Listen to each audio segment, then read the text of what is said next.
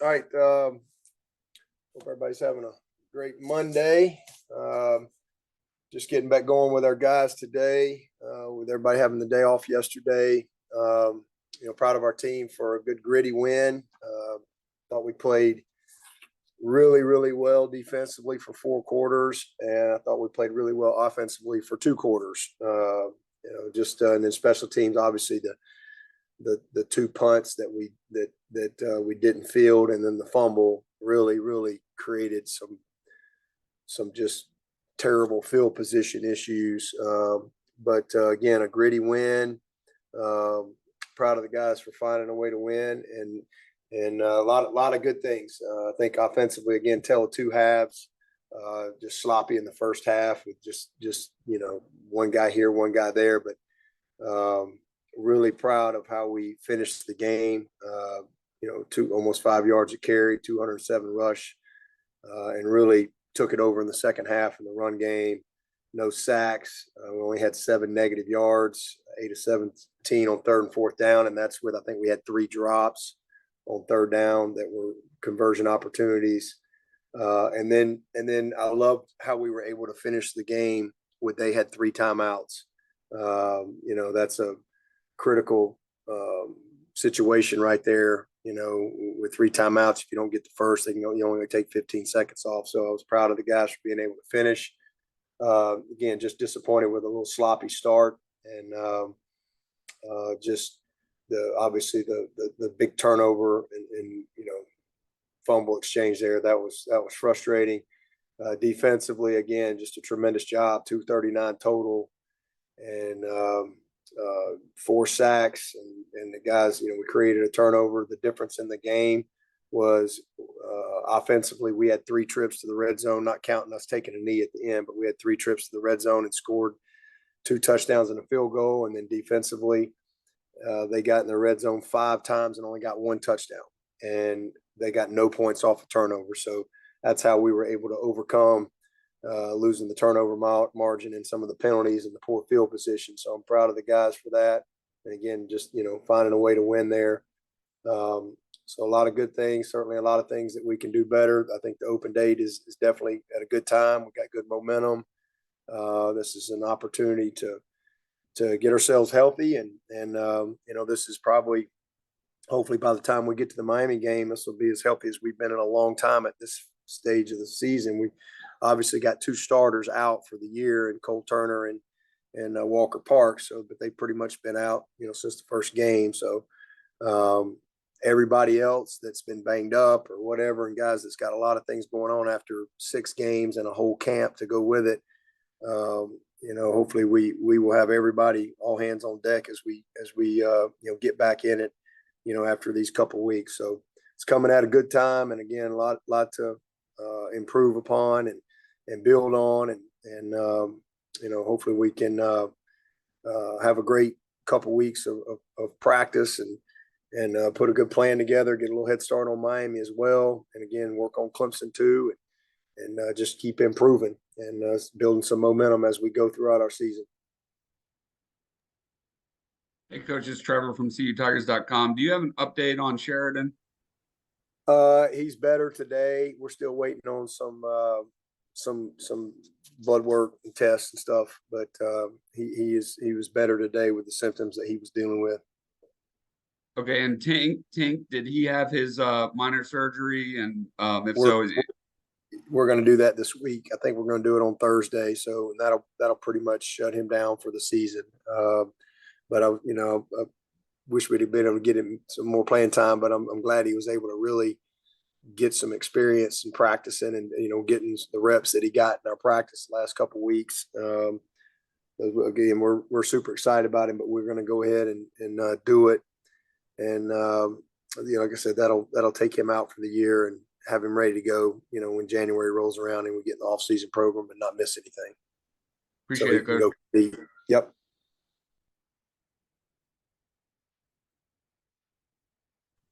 Yeah, but this is Chop with the State. Sure you saw the Miami Georgia Tech game on Saturday, and the clock management in that one. I was just wondering, how have y'all tackled that since you've been coaching, and who on staff does that, and how important is that to success in your opinion, clock management?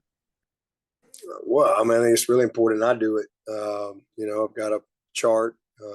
We've also got, one up in the box, but I keep it on me. And that's always been something that I've not just the milk the clock side of it from an offensive standpoint, but also defensively in trying to get the ball back. And just, that situation as well. Something we work on a lot. We practice a lot in our 2-minute drill and our milk the clock drill, year round. So it's definitely important. No doubt about that. Dabo, it's Christina Long from the Greenville News. What do you feel like you've gotten from Jake Brenningstool and Sage Ennis so far, and what do you feel like you need to see from them in your next 6 games? Well, Sage has been very consistent in our run game. He's one of the more physical guys we have, very dependable, smart.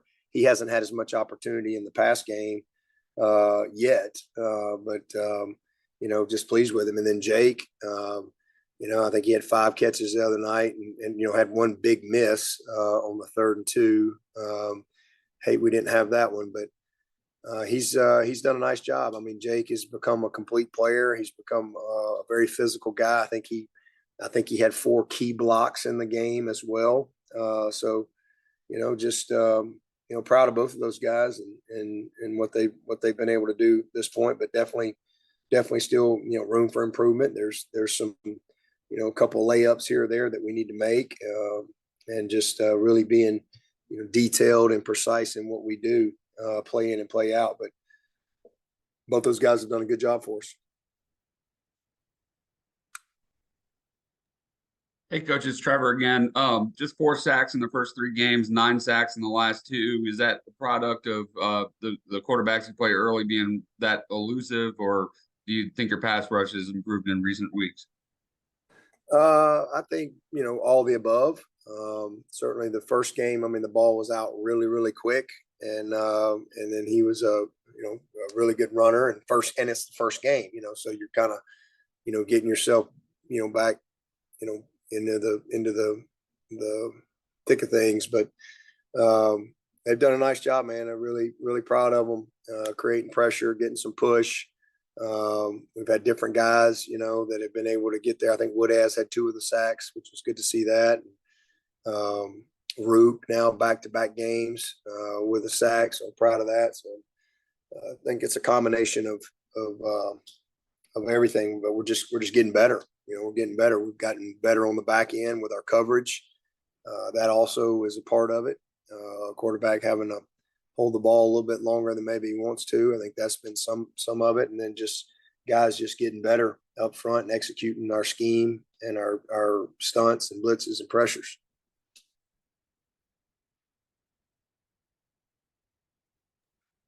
Dabo, at a right guard, you said Saturday you wanted to review the film a bit more. What'd you see on tape from Mitchell and any other guys who got in at that position? Well, Mitchell had a big miss on the first 3rd and 2. You got a double team with your right tackle and right guard, and the effort was great. They blew the double team up, but Mitchell's got to come off on the backside backer, and it's a wall. So I mean, that was probably his biggest mistake, and right there. And I mean, that's a routine thing. Again, they blew the guy up, but Mitchell has to come off on the backside backer. That's his assignment. So that was a miss, but he didn't get as many plays. Probably should have got him back in there and got some more reps. But it was good to see Harris. I thought he wasn't, he responded and did a lot of good things. He had 1 miss on a twist on a 4-man deal, a 3-man twist, 4-man front, and a 3-man twist that he didn't get traded off. The quarterback had to kind of get rid of the ball quick, but I thought he played well. He's physical. He understands the game. He's a smart kid and going to be a good player for us. So it's good to see him get a lot of opportunity as well.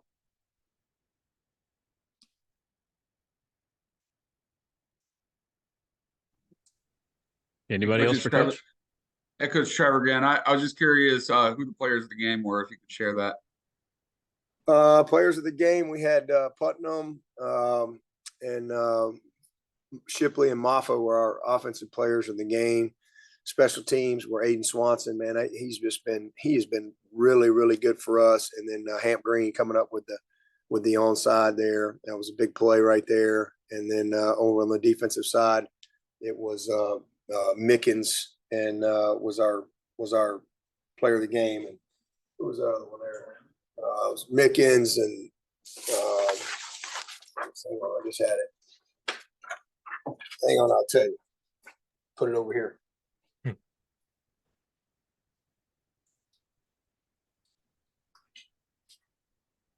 Yeah. Oh, wait. Okay. That's what mine went blank. It's over on my sheet. We had Mickens and then Toriano were our two defensive players of the game.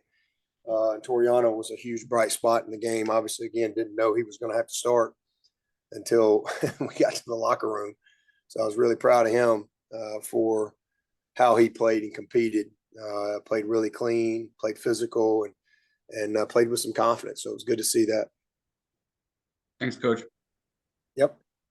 Hey, Coach, it's David Hood. You always do something during the open date for community service. Kind of what do you have planned for the guys? And then what is your extended schedule for this week? I think they said today, practice today, Wednesday, Thursday. But what's the rest of the week look like?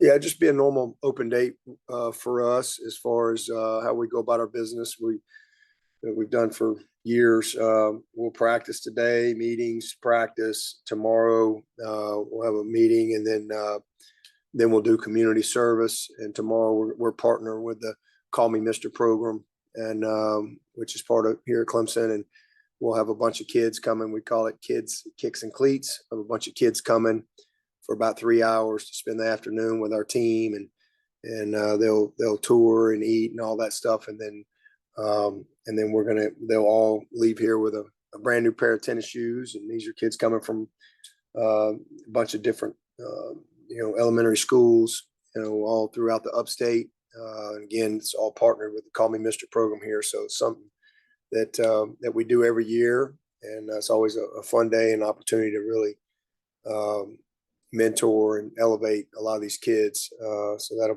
be fun. And then just a normal Wednesday. Wednesday will be a physical day, and kind of normal practice and meetings, etc. Same thing on Thursday. It's kind of a normal practice day, and then the guys will be off Friday, Saturday, and then check back in on Sunday and get back to a normal week. So a lot of work to do, and a great opportunity for us to self-evaluate, a lot of self-scout and crossover study this week. Obviously getting a head start on Miami as well. And then just, evaluating our team and getting some guys some opportunity that maybe hadn't had as much this week, and then getting some guys healthy. Hey, Dabo, it's Pete at AP.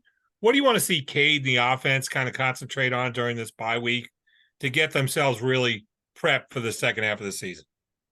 Yeah, well, we had 3 really good games in a row at Florida Atlantic, at Florida State, and Syracuse, as far as just really doing a lot of great things outside of obviously the turnovers. The main thing, and then this game, again, tell of 2 halves. But just we got to get 11 guys consistently doing what we need them to do, and so we just got to be a little more precise, a little more precision with our execution and consistency in that. Obviously, we've got to find a way to eliminate we've had 2 massive turnovers on ball handling.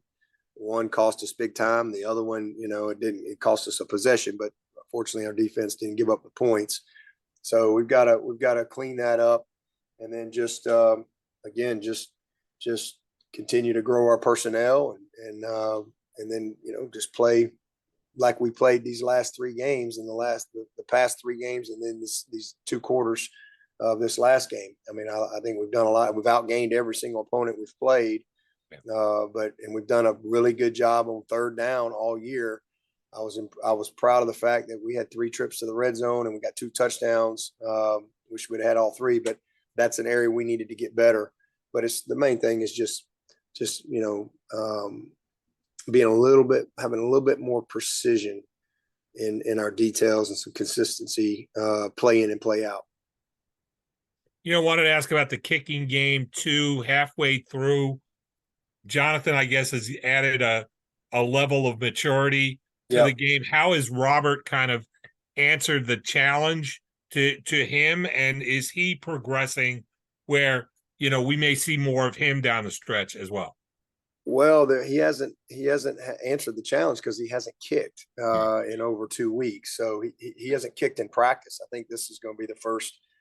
I think they're going to let him kick this week for the first time on a very limited pitch count. He's literally for the last couple of weeks just shown up on game day and kicked off. That's it. So he hasn't had a chance to get back out and compete for the job, and we certainly are looking forward to that. I mean, this kid is super, super talented, and just again needed a little bit of a reset. And Jonathan has definitely brought some maturity and a little bit of confidence and to that point. And you know, I think that's ultimately going to be good for Robert. But he's eager, I know, to.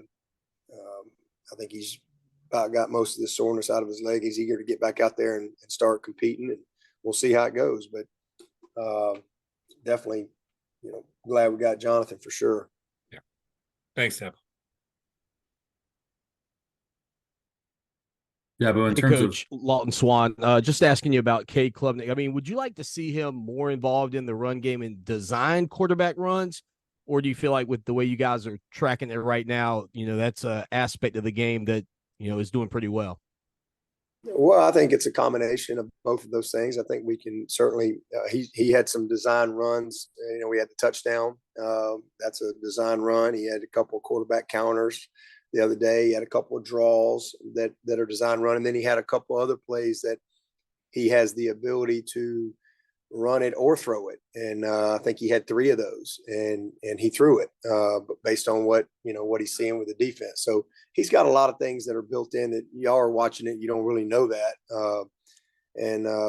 But definitely his legs are a factor, and certainly not something that we don't want to take advantage of. I mean, he created some problems on scrambles, but definitely equipping him with the opportunity to run if he needs to is a not a negative for us. It's a plus.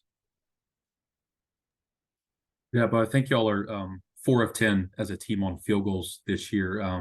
How much of it all does offensive thinking change when the numbers are like that 6 games in terms of maybe going for more 4th downs? How do you kind of evaluate that stuff? Yeah, well, early on, it made a huge deal for me because I mean I was afraid he was going to get blocked because we're kicking the ball so low. We got into the funk obviously at Duke, and it kind of carried over, and just so I didn't have a lot of confidence. That put us in a bind right there, and then but it definitely factors in, but hopefully we can kind of create a little bit of consistency. I guess we've made 2 out of our last 3, and the one we missed was a 51-yarder, and we hit it good, so and the reason I kicked him is I mean he's shown in practice that he's got the leg and he's got the confidence, but just missed it a little bit left. But he's hit 2 out of his last 3, and hopefully we can kind of keep trending in that direction. And but it's definitely a factor when you're not 100% confident. When you got a guy like BT, and that hey, you pretty much got automatic points. You're maybe not quite as aggressive, but when you're struggling in that area, most coaches probably going to be a little bit more aggressive. Hey, Coach, just circling back to something that you said there about Robert. We didn't know if he had been hurt or not. You said you showed up on game day and kicked and was getting over the soreness. So I guess he had a little bit of an issue. And was that maybe part of the problem with the misses? Yeah, I said that to the media the other day. You might not have been on, but I think it was after the game or whatever. Somebody asked me, but he's had a quad strain for the last 2.5 weeks. So he literally has not kicked a single field goal. He's literally just shown up and kicked off. And so that was, I guess it was going into the Florida State game. He didn't kick, and then he didn't kick all of Syracuse or this past week. So this is going to be the first week that they're going to let him kick some field goals again. And so they've just been trying to nurse him through the week and get him ready to for game day to where he could kick off. And obviously he's a weapon with that, but he's been battling some soreness there and some swelling. But I think he's trending in a good direction, and hopefully he can get back out there and start competing again.